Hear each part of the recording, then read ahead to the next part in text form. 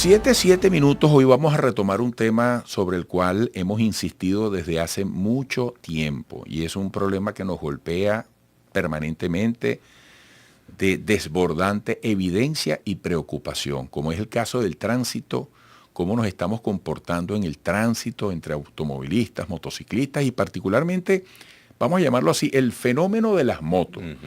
Yo no sé si antes en Venezuela hubo tanta moto y sigue entrando tanta moto. Y sigue saliendo de las ensambladoras más motos. Y evidentemente la moto es una gran solución. Como digo yo, la moto no tiene la culpa. La moto es una gran solución. Salga de Caracas, váyase para los llanos, váyase para las montañas, para el páramo. Bueno, las motos son el vehículo de trabajo y de dinámica social de muchísima gente. Pero algo hay que hacer.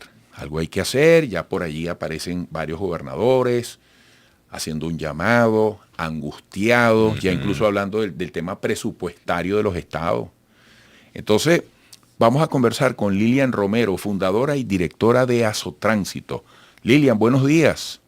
Buenos días, gracias por invitarme. Bueno, Lilian, esto no es nada nuevo, Nada. ¿Qué crees tú hay que hacer para que no choquemos contra el muro de la frustración, de la impotencia en la aparente reacción de la conciencia colectiva, pública sobre este problema? Chico, fíjate tú, tenemos que aceptar a las motos. O sea, mucha gente dice, no, que saquen todas las motos de circulación. No, como tú dices, las motos se han convertido en el transporte de elección de las personas que obtienen menos recursos económicos. Incluso se ha convertido en el sustituto del transporte público. Entonces, porque ciertamente hay una deficiencia en el transporte público y la gente ve a las motos como una alternativa. ¿Qué solución se puede dar? Debemos pacificar la vialidad. Todos los integrantes, los involucrados en la vialidad, peatones, motorizados, transporte público, debemos convivir en el espacio. Pero ¿cómo se pacifica? Debemos darle un espacio a cada quien. La ley que se está aplicando ahorita para controlar a los motorizados es una ley vieja del 2011. Esa ley en su momento se engavetó. Y esa ley se engavetó porque ciertamente, imagínate tú, en una de esas partes de la ley, en uno de los artículos, mandan a los motorizados a transitar por el hombrillo en autopista. Y esto de verdad que es algo muy inseguro. Y le mandaron ciertas cosas, al gremio motorizado no le gustó y se engavetó. Esa ley se volvió a sacar. Y en esa ley se especificaba que se le iba a dar un canal de circulación a los motorizados. Entonces todos podemos convivir juntos siempre y cuando respetemos el espacio de cada quien. Que ese es el problema de los motorizados, que como están muchos zigzagueando, invaden espacio, igual que el transporte público. El transporte público invade el espacio de todos en la vialidad. En una oportunidad le pregunté a un conductor de transporte público, mira, pero ¿por qué tú no guardas la distancia? Y él dice, no, porque el transportista de transporte público, el conductor de transporte público ahorra el espacio. Siempre utiliza el espacio disponible, cualquier espacio. Entonces, si no respetamos el espacio, vamos a tener siniestros viales. Ahora, Lilian, fíjate, para intentar entender la reacción, como tú bien dijiste, del gremio motorizado. Y fíjate, te voy a poner lo que me ocurrió cuando yo venía ayer de la casa a la radio, tempranito, estamos hablando 6 de la mañana. 2 motorizados conversando, un señor, un niñito en el medio y la esposa atrás. Es decir, 3 ocupando una moto y hablando con un señor que estaba en una moto solo. Y hablando precisamente sobre las regulaciones y las limitaciones de llevar menores de edad en motos. Y decía, bueno, uno es nuestro único medio de transporte. Y ponían el ejemplo, ¿qué va a hacer aquella mamá que manda al niñito en mototaxi para buscarlo? Y lo que me llamó la atención, que ellos dijo, bueno, vamos a ver cómo nos apretamos, porque a veces las leyes para los pen, y tú dices, upa, entonces, ¿cómo hacer entender al gremio motorizado que es necesaria una regulación y también entender desde la parte que regula que muchas veces los motorizados o esas personas en la familia, a lo mejor la moto es el único vehículo para transportar al niño, transportar también a adultos mayores? Es que las circunstancias cambiaron en Venezuela. Por eso es que es importante ir adaptando las leyes por medio de ordenanzas según lo que estamos viviendo. Fíjate tú ahorita no ves casi transporte escolar en Venezuela. O sea, tú te vas, incluso en Caracas, que es la ciudad, tú no ves transportes escolares. Entonces no estamos escasos un transporte escolar porque es muy costoso. Y no todo el mundo tiene los recursos económicos para pagar este tipo de cosas. Ahora, yo no estoy a favor de las imprudencias, pero sí tenemos que adaptarnos a la realidad del venezolano, incluso porque se ha incrementado tanto la accidentabilidad en motos y motorizados, pero en hora laboral. Porque ciertamente la realidad es que los jóvenes prefieren ahorrar un poco más, comprarse una moto e ir a trabajar y ganarse la vida con la moto. Por eso es que ahora hay muchas estadísticas que son en hora laboral muy diferente al 2011, que también teníamos este problema con los motorizados. Entonces, ¿qué necesitamos? ¿Qué promuevo yo como asociación? Bueno, que se haga una ley basada en las realidades del venezolano, tomando en cuenta que no tenemos un transporte público eficiente ni económico, porque pagar un rider o pagar un transporte todos los días es costoso. ¿Entiendes? Ahora, ¿qué pasó? Que podemos vivir con el motorizado siempre y cuando las cuentas estén claras. Esto es lo que está permitido, esto no respeta el semáforo, la señalización, todo el mundo con casco integral, no poner al hijo a manejar la moto, hay que controlarlo, pero ciertamente la moto es muy necesaria ahorita en Venezuela. Es un transporte que está sustituyendo lo que es el transporte público. Qué bien hablas, Lilian, ¿cómo se te entiende? ¿Cómo vas al grano de las cosas? Tú lo has dicho, hay que legislar. Y todos tenemos que cumplir, todos tenemos que convivir, pero te pongo otro problemilla. ¿Quién aplica la ley? ¿Cómo la están aplicando? Porque fíjate, yo por ejemplo tengo una tesis. A mí cómo me van a hablar de mal estacionado en una ciudad como Caracas, donde todo se subjetiviza, donde en cualquier calle residencial montan un comercio y convierten la calle en un estacionamiento, ponen un cajón, un toldito, un señor con un chaleco a entregar ticket, valet parking. Entonces, ¿con qué moral a mí un policía me va a poner una multa si me como la luz y todo el mundo se la está comiendo? El problema es que estamos en un juego de fútbol donde nadie entiende la norma, porque aquí, amor de mi vida, pueden hacer la mejor norma del mundo, pero si no la aplican es peor que no la hubiera. Exacto.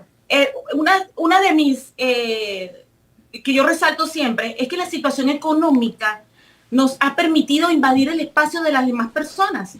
O sea, nos justificamos, mira, pero yo estoy mal, yo necesito trabajar, voy a poner mi sueldo aquí, voy a vender unas empanadas y no me importa el peatón que venga y va a tener que agarrar la calle porque por aquí no puede transitar porque yo estoy ocupando el espacio porque la situación está difícil. Entonces nos estamos justificando en todo esto, situación difícil, la economía, pero ciertamente el gobierno le sale mejor invertir en educación. Cuando tú me dices, bueno, pero ¿qué hago? Educar. Si tú pones una ley y en esa ley tú no le pones inmediatamente educación en todos los niveles, educando porque no debes respetar el semáforo, con educación vial, seguridad vial, esa ley es muerta. Y aplicando la ley. Mira, Lilian, aplicando la ley a todos por igual, en todo momento, en todo tiempo.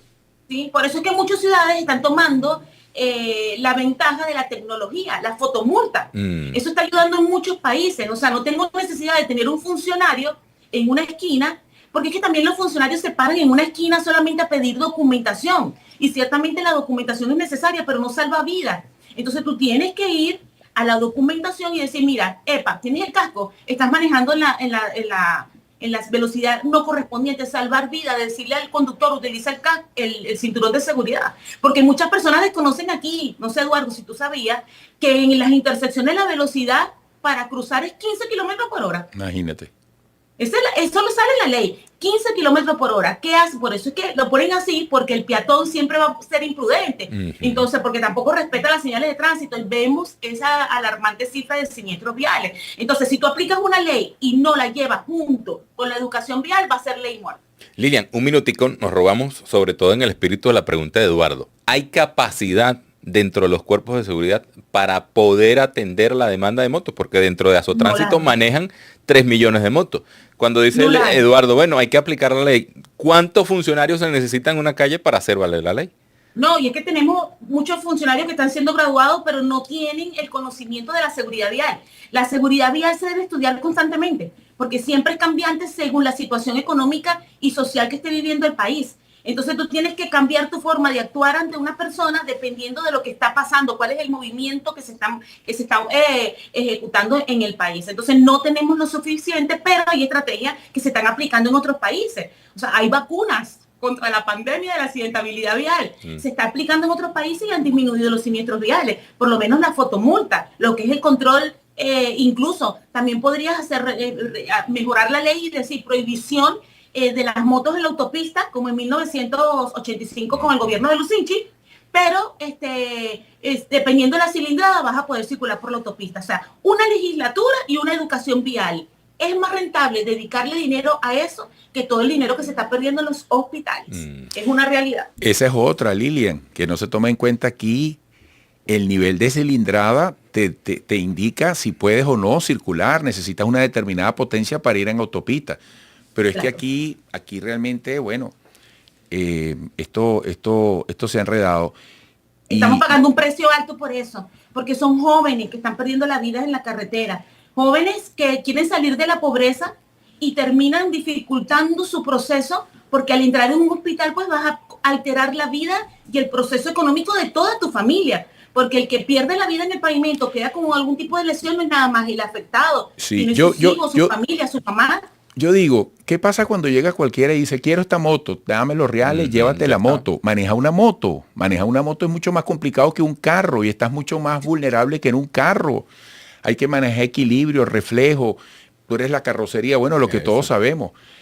Bueno, ¿qué te puedo decir, Lilian? No nos podemos rendir. Gracias por tu aporte. No me voy a rendir, porque pues, tenemos que salvar las vidas, estamos comprometidos a salvar vidas de jóvenes que creen que manejar moto es ver la película esta Rápido y Furioso. Entonces quieren andar a toda la velocidad. No, y tú sabes que tú sabes otro riesgo. Te la dejo ahí. Mira, la motopirueta, me persigno, madre de Dios hermoso. Mira, exacto. Y otra cosa, tú vas manejando tu carro y estás al borde de complicarle la vida a otra persona por uno tiene que ir cuidando de los motorizados, se te atraviesan como unos locos, te rayan el carro, te tumban en el retrovisor. Bueno, hay mucho salvajismo. No, y demasiado, o sea, te rayan el carro y tú tienes que conformarte y seguir manejando, escuchando radio, relajado. Porque de verdad, si no, te vas a morir de un infarto. A mí en estos días me escupieron. Imagínate.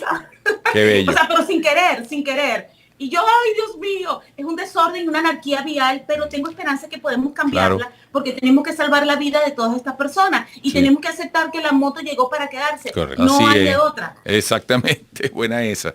Lilian, qué buena eres. Gracias por permitirnos contar con tu apoyo. Hasta pronto. Siempre. Lilian Romero, fundadora y directora de Azotránsito. Mira, no se le tranca la rueda hablando, ¿no? No, y fíjate que ella tiene rato en eso. Sí. No se rinde. Muy bien, Lilian. Me gusta su mensaje, su garra. Volveremos.